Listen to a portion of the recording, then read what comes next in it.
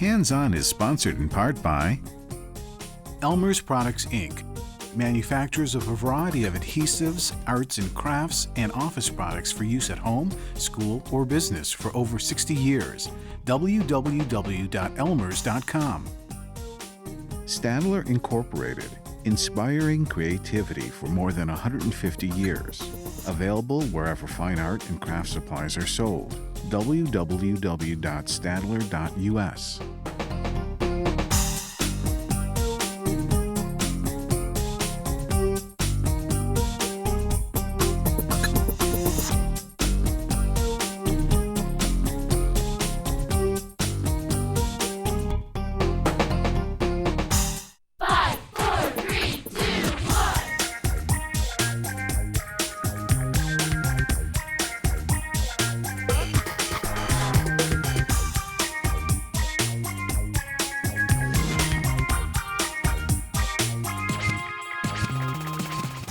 This season of Hands-On is all about living things.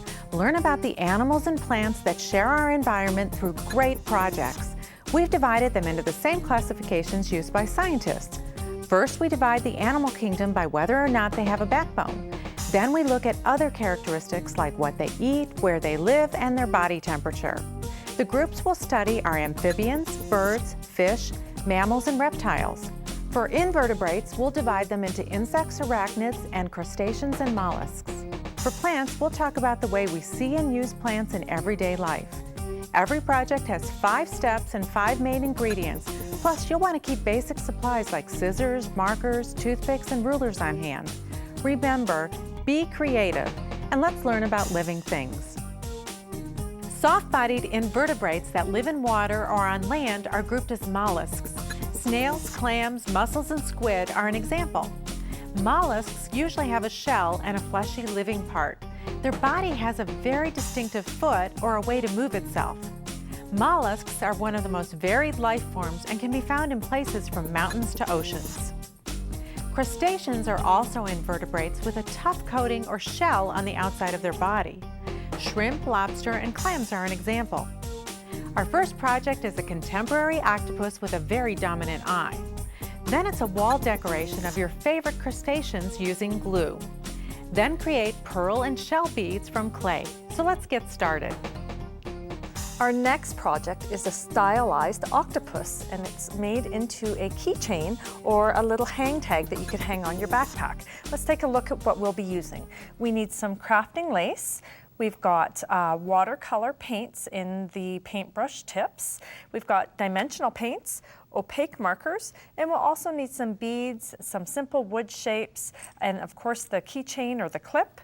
And our basic supplies include tacky glue, and we're using a little hand drill, scissors. This is just an office clip that will help us with our braiding, and an elastic comes in handy too. So let's go ahead and get started. The first thing I'm doing is painting my 3-inch wooden disc, and this is going to be the octopus's head. Now these are nice, easy to paint on markers, not as much mess as with traditional paints, so you can just go ahead and do a nice coat on there. And because this is a stylized octopus, you can do any color that you want. So if you have a purple backpack, a purple octopus would look great. So I'll just keep going. And after you've gone over this with one coat, you might notice that there's a few darker spots. And if you'd like, you can go over with a second coat after the first has dried. Next, I'm going to paint kind of the octopus's mouth. I'm just going to do it in yellow. Again, just nice and neatly go over it, set it aside to dry. And then this is the octopus's eye. Now when you do your research, you'll see that this is a very stylized octopus, and we've kind of taken some liberties because most octopus definitely have 2 eyes. So we're gonna go over the last disc with our white opaque marker. And again, if you'd like, you can go over it 2 times, but the opaque color actually gives a really good coat the first time around. And we'll use the black opaque marker to do the little eyeball inside of there. There we go. So once all of this is dried, I'm going to set this piece aside and bring out the one that I have. You're going to have something that looks like this. We'll use our tacky glue to glue our eye in place. Like that. And our little mouthpiece. right on the front. And because you can see a little bit of the glue has poked out there, but it's okay because it's all going to dry clear. And then we're going to take our 3D paints and we're going to do some glitter all the way around this circle. So go ahead and turn that circle as you go so that it's a little bit easier to squeeze it out. And this is going to dry with a bit of dimension, so it's going to add even more interest and style. There we go. And again, you'll want to set this piece aside now and let it dry. So while that's drying, we're going to go ahead and we're going to braid our octopus's legs. Now for the braids, you're going to need 3 pieces of the craft lace, and they'll be 8 inches long each. If they aren't exact, that's okay, but around 7 to 8 inches is good. So I've gone ahead and I've put my office clip on the end of that, and that's just to hold it in place while I braid it. It doesn't have to be a tight braid, so you can keep it fairly loose. Go all the way down to the end. And you'll want to make 8 of these to represent each of the tentacles. There we go. And once you get down to the end, if you bundle up all of the craft lace, and we can insert a bead onto it. We're actually going to put 3 beads, so I'm going to alternate green, then a yellow one, and one more green. If you want, you could put a couple more beads on it. Get creative with your project and have a little bit of fun. We're going to tuck that up just a little ways, and then we're going to tie knots in the laces, and you'll want to tie more than 1 knot. So first I'm going to use the green and the gold, and then I'm going to tie together the gold and the brown. And now if I hold on to all of these ends and this one up here and pull them all at the same time, that's going to tighten everything up. If you'd like, you can even put another little dab of the tacky glue on there to hold it in place. So repeat this step another 7 times, and once you have all of your laces, you can attach them together with an elastic band. Now, not only will this keep them all from unraveling on you, but it will also allow you to glue it onto the back of your octopus's head. So I'm going to bring out this little head. You can see that my glue is all dry. And the next thing I have to do is make a hole in here so that I can insert my little keychain tag. So I've got a little handrail, and you want to be careful with your surface underneath. If you're younger, you'll want to have a little bit of adult help with this. And all I do with this is I twirl it, and it's going to poke right through the wood for me. Just, whoop, there we go. Watch out for that counter. Once that's all done, on the end of this little clip, you'll notice that there's a little keychain piece. You'll open that and insert it and tie it on. And it's going to end up looking like this for you, nice and secure so that you can hang it.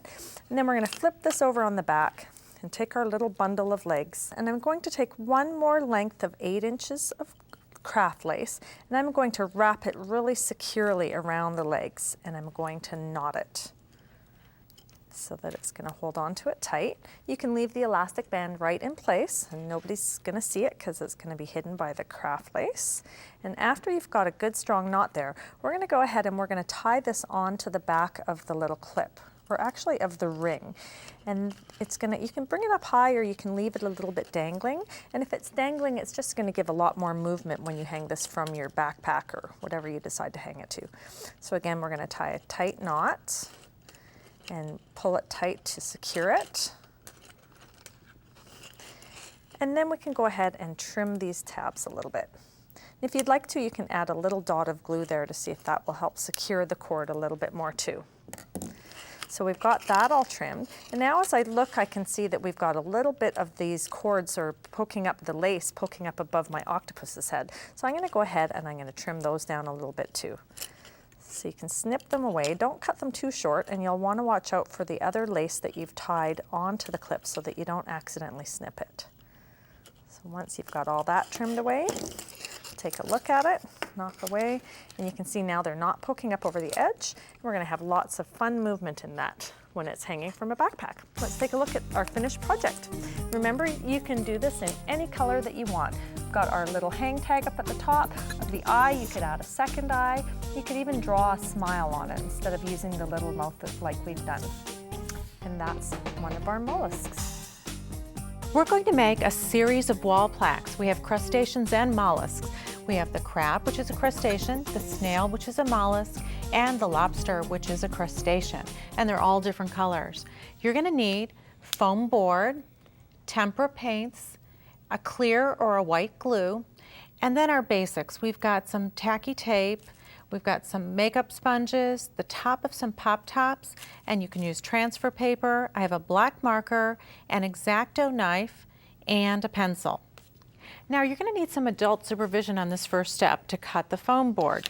I'm going to cut it into an 8.5 inch square, and I've marked it here with my pencil.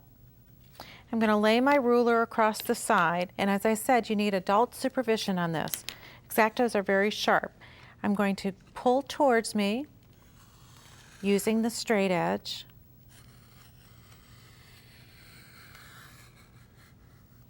And when I get down to the bottom, then you just pop it. Then you're going to go back down with the X-Acto, and you'll notice I have a cutting mat underneath to make sure I don't cut into my work surface.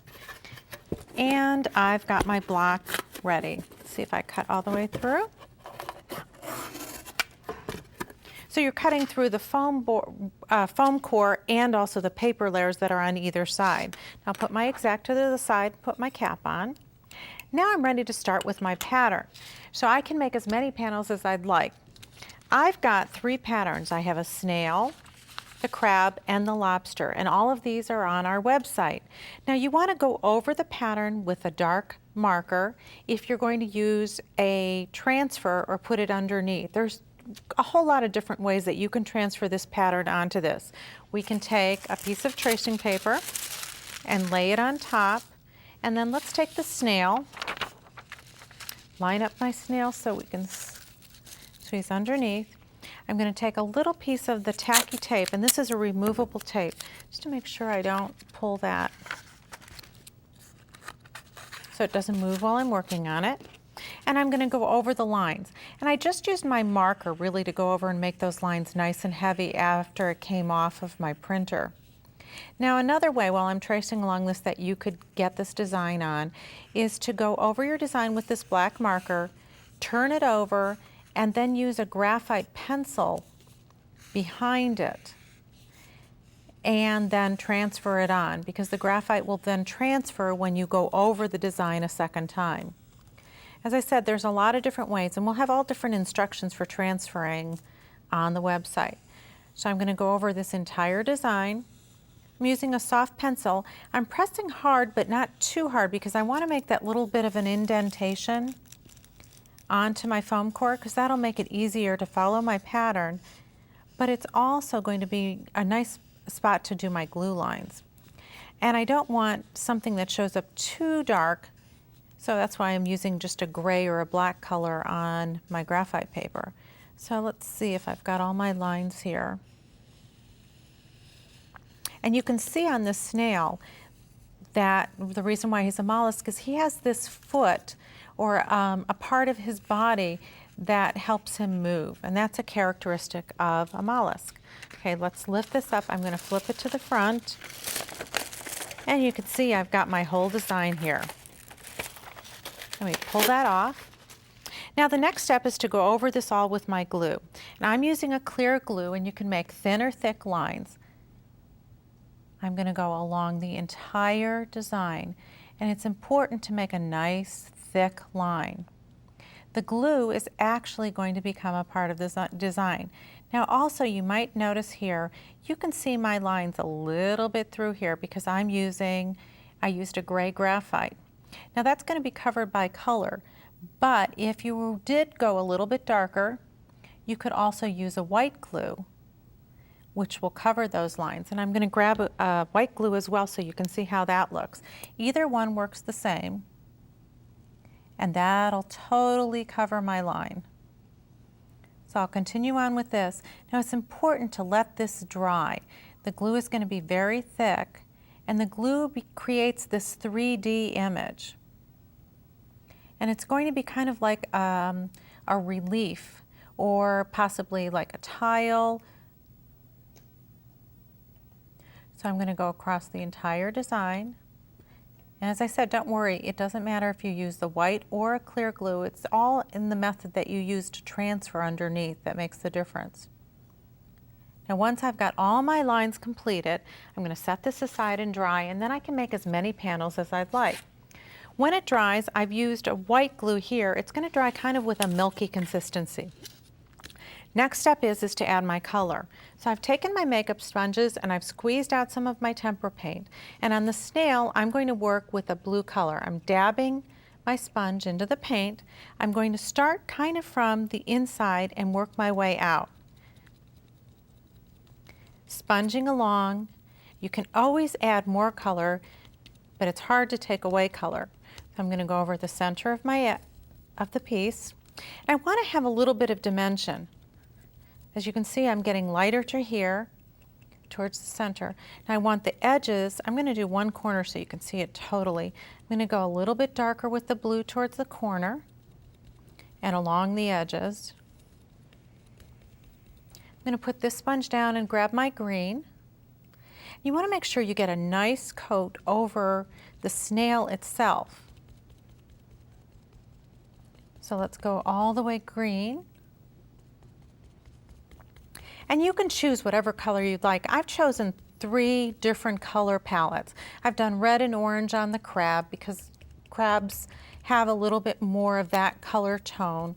I've done the snail in the blues and greens and the lobster also in the red but with a little purple along the edge. Now you can see the glue is actually taking on the color of the paint. And as I keep blending, keep working when the paint is wet, and I'm going to get a nice all over color. Now you want to have this darkest color along the edge here so that you get a lot of dimension, and make sure, as I said, go over the glue. So let's take a look at the finished snail here. You can see how this is darkened up. The other thing I've added is on the back of the snail, I've added the pop top, and that's what's my hanger because foam core is so light. Also take a look at the crab and the lobster in the 2 other color combinations. And that's your wall decor. Our next project is this beautiful oyster shell bracelet. We're actually simulating the look of the shell in our beads and on our shell. So let's get started. What you'll need is clay, and we're using an oven-baked clay, and we've got it in kind of an iridescent white, a glitter silver, and black.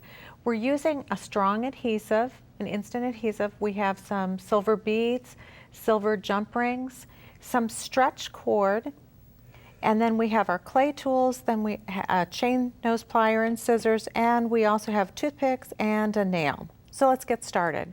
The first thing we want to do is condition our clay. Before we do that, we've protected our work surface with wax paper and taped it down. And to condition clay, I'm just taking the white, which has got this great iridescent or glittery look to it, and that's warming it in our hands to soften it up and work with. Now, pearls are all different sizes, so it's important that in this case, normally we're trying to measure the clay to make sure it's the perfect size, but instead we're just going to pinch off pieces of clay to make all of our pearls just a little bit different. You can see I'm taking a ball about 1/4 inch. You can see it on my grid here. I'm going to take it and roll it in my hand till I get a nice ball shape, although it can be a little bit irregular. The next step is very important. You have to remember to put a hole in your bead. And I'm using a toothpick, and it's a little bit fatter toothpick too, because I want to make sure it's thick enough to go through my stretch cord. So I'm going to continue and make a whole set of beads, or pearls. Let's make a nice round. And I'll continue until I have enough pearls to make my entire bracelet. Okay, the next step is we want to create our oyster shell. To create the oyster shell, I'm working with the silver glitter and a little bit of black. And I'm going to make it, it's important, as you can see, I made my pearls first because those are white. You want to condition your lighter colors first. Now, to condition the black and the gray, we're going to flatten it out, and you're going to keep folding it in on itself. Now this is a little bit grayer than I'd like, so let's add a little bit more black. Pull a piece off. And by adding that iridescent silver into the black, you're getting that really nice glittery look and how the inside of a shell looks. So keep blending it in. Since this is a small piece, I can do it with my hands. You could also use a roller. And I like that little bit of a variegated look. Then we're going to shape it into kind of a free-form oyster shape. Now you can see I've got some examples here. Let's roll that out a little bit thinner.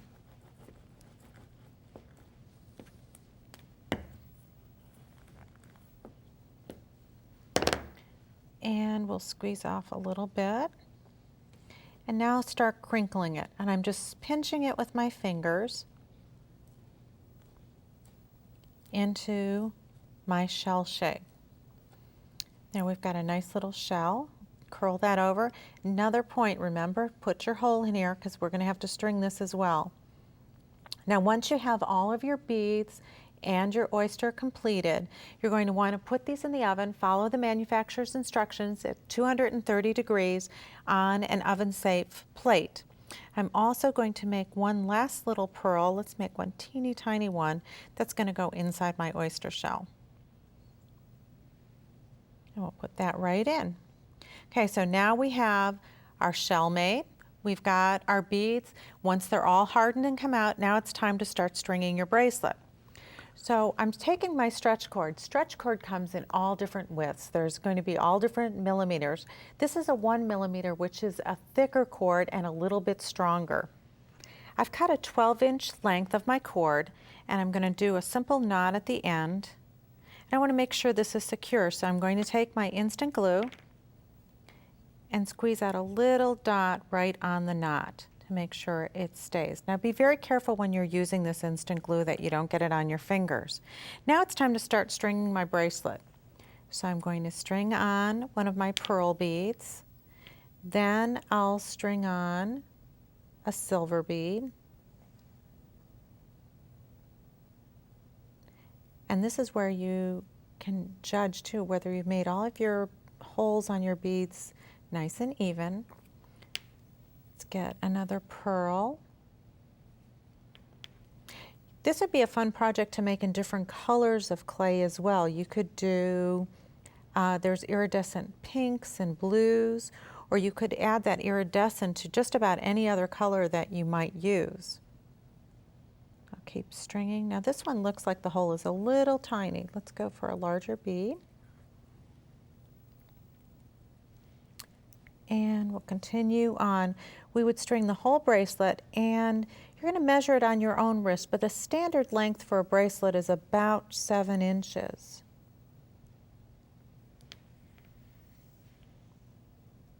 And keep stringing.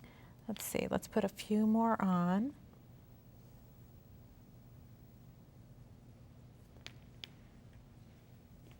And I think it looks a lot better when the pearls are not identical, because most pearls in nature aren't really the same size. And any of those pearls that were a little bit small for your cord, or possibly you didn't make your holes big enough, you might save those, and then you could do maybe a pair of earrings to match and put them on a head pin instead, because nothing will go to waste. Now let's pretend that I'm almost done here and my bracelet is the correct length. Let's slip our last bead on. It's hard to see the hole in the silver because it has a design. And let's pretend this is all completed. So then I'd bring this around.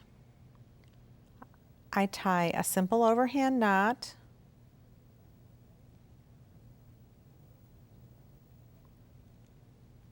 And then again, I'd go back with my instant glue, put a dab here, and then trim it away. Now I've got one here finished. You can see I've put my glue on. Now I need to attach my oyster shell.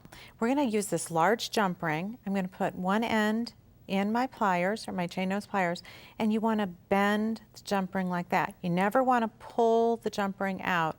You just want to bend it back and forth. Then we would hook that right onto our oyster shell through the hole that we already made. Then I'm going to show it to you without the oyster shell on so you can see what I'm doing, so you can see how we bend it back. We'll slide it on, the oyster shell will be on that, and then you can see how you bend that right back and it'll match together, and that's how you know that it's closed. So let's take a look at our finished bracelet. This is our last show on animals. Next week, it's a new category of living creatures, plants. Join us as we take a look at all the plants we see every day around us on Hands-On. Projects from today's show plus other ideas are available on the web at craftsforkids.com. This is show 1210. Hands-On is sponsored in part by Elmer's Products, Inc., manufacturers of a variety of adhesives, arts and crafts, and office products for use at home, school, or business for over 60 years. www.elmers.com. Stadler Incorporated, inspiring creativity for more than 150 years. Available wherever fine art and craft supplies are sold. www.stadler.us.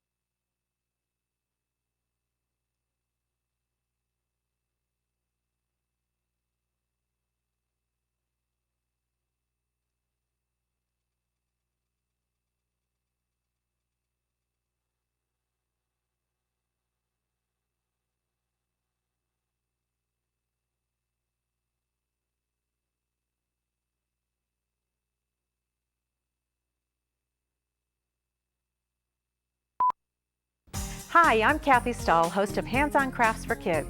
I hope you'll join us each week as we show you craft basics and great projects, each with 5 steps and 5 main ingredients. We have a lot of crafting fun in store for you. And remember what we all say at Hands-On Crafts for Kids, there's no right or wrong way, only your way. Be creative, have fun. We hope you'll join us for Hands-On Crafts for Kids.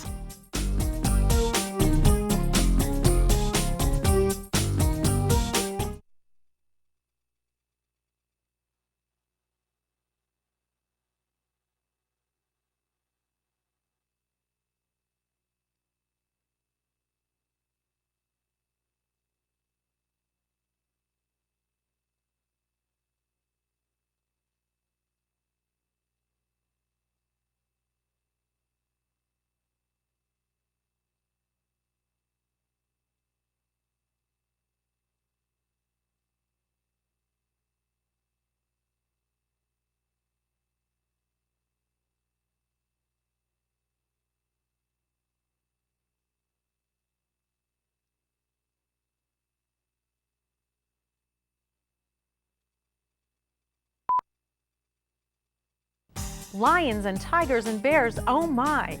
Hi, I'm Kathy Stahl, host of Hands-On Crafts for Kids. Our newest series is all about living things. We'll be crafting projects about mammals, amphibians, reptiles, insects, and more. All the projects have 5 steps and 5 main ingredients. Join us for Hands-On Crafts for Kids and be creative and have fun.